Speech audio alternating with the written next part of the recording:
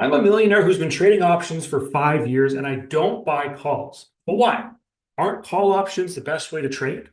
If the market goes up 8 to 10% per year on average, surely calls are better than using put options or selling covered calls, right? Well, when you look at the big picture, it turns out you've been lied to all along about call options. And in this video, once and for all, I'm going to show you the four main things that you need to know so that by the end, you'll have a clear idea of why buying calls are super risky and what you should do instead. Let's kick it off with part one, the dream you've been sold.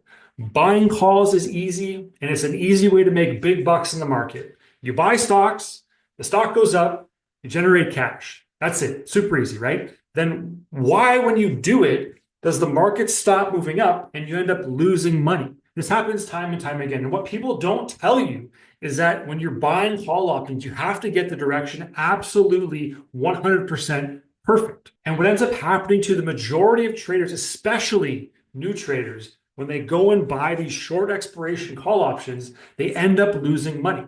They've got too many things working against them. More on that a little bit later on. And so this dream of call options, I asked the question, where did it come from? Well, they get peddled around quite a bit in viral videos online where a trader happens to get everything right in a moment and they make money in a vacuum. Plus, because buying a call option costs you a fraction of what it would to actually buy the shares of stock you're betting on, the barrier of entry is so low that people just don't think of it as risky. The mindset's like $500, who cares? I'll just make it back to the next one, without realizing that they may be entering into a trade with a 90% chance of losing right off the hop. And of course, these large institutional trading firms from Wall Street love to gobble up the small-time recreational investors. It's kind of like when you're out there buying call options. It's like you're a minnow swimming around with a bunch of sharks. Which brings us to part two, the four myths around buying call options. Myth number one, buying calls is the best beginner option trading strategy. Well, I hate to disagree with you, but they aren't. They are the easiest to understand, but they are super risky for new traders because you have to get the direction right. This is something that all investors, regardless of trading level or experience, continually struggle with. I would advocate that selling covered calls is actually the best beginner strategy because you use stock that you already own, and where the stock price goes up, down, stays the same, it doesn't matter. If you want to learn more about how covered calls work, check out my Options Academy beginner course right there. Myth number two, call options are a quick way to make some money. This is wrong, and the market has a way of humbling those that take this approach. Think about it. If they were so quick and easy, why wouldn't every single trader be super rich? This get-rich-quick mentality does not exist, and it's especially true for short-dated call options. Time just isn't on your side in this type of scenario, and there's a whole bunch of other limiting factors dragging you down. More on those in a couple minutes. Myth number three, if a stock rises in price, the call option will always be profitable. If this is what you believe, then you just don't know how options work. There are so many other factors at play besides the stock price movement.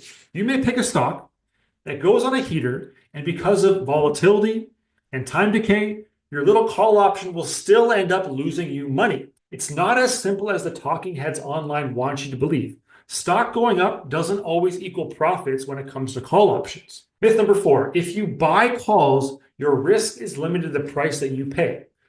This one may be true and it may be not, and here's what I mean. Yes, if you are a responsible trader and you aren't borrowing more money than you have in your account to buy calls, then yes, the most you could lose is the price you bought your call option for. But we all know there is a lot of greed in this world, and there's a lot of undisciplined traders out there who borrow money and use what's known as margin. If this is you, time to smarten up. Using margin and buying calls can be a brutal cocktail, and if your call option lose value, and lose enough value, you could end up getting a margin call and get other positions in your account that are totally unrelated wiped away. Your call option losses could spread across the rest of your account if you over-leverage yourself, and you could, in theory, get wiped out completely. Make sure you hit the like button for me if you're getting some value from this video so far, and let's roll to part three. Would you rather pay or get paid? If you buy calls, you are entering into a contract with a seller. They are the ones that you pay and often have way better odds of winning the trade and making money. When you buy calls, you risk losing all the money you paid for the contract and the stock still has to move in your favor right away. When you sell a call option, and hopefully it's a covered call, the stock can technically move up a bit, move down, or stay the same, and you'll make money.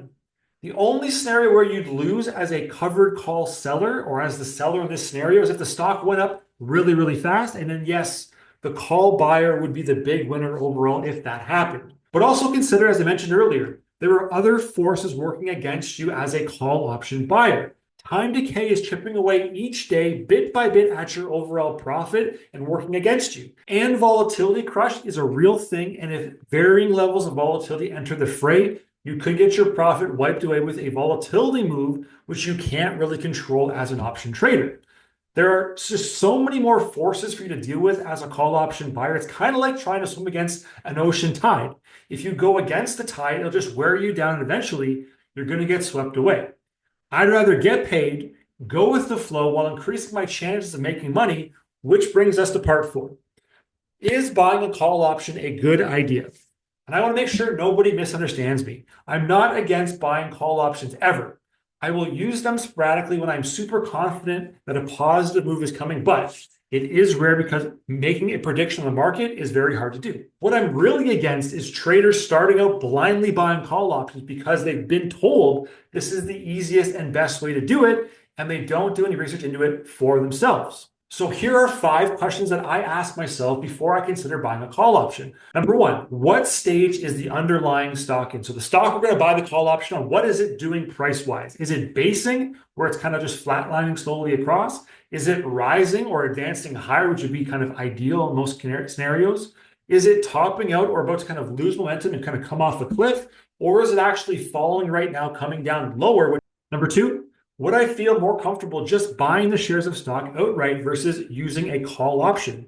If I buy the shares, I don't have to worry about getting the price direction right or the timing right. I just buy the shares, they're in my account, and I wait for them to go up. If I use the call option, yes, it costs less, but I have to get the direction right, and the timing really matters. Maybe you don't want to do that. Maybe you do, personal preference.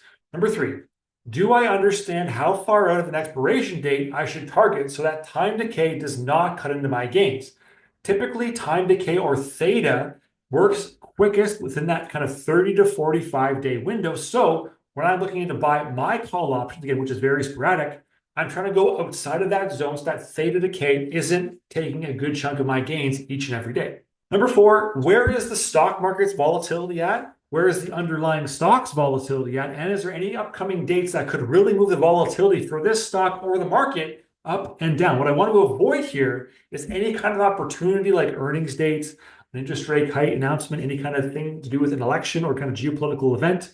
I don't want those things creeping in and kind of making volatility kind of spike or go down and cause crush or expansion with my option trade. And number 5, is there enough volume and open interest at the strike price that I'm looking at to get in and out of my trade quickly?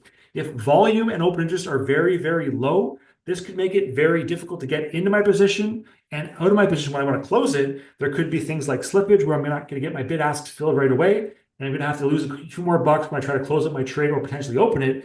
These are all things I want to avoid. Having a large amount of volume over like 1,000 kind of open contracts is a good thing. The higher, the better in this scenario. And remember, just because everyone else is out there buying call options, it doesn't mean that you have to do it as well. There are other ways to trade options and be successful. It's about finding the strategy that works best for you. If after watching this video, this still happens to be buying call options for you, then I want you to really make sure that you know what you're doing and getting into by watching this video right here.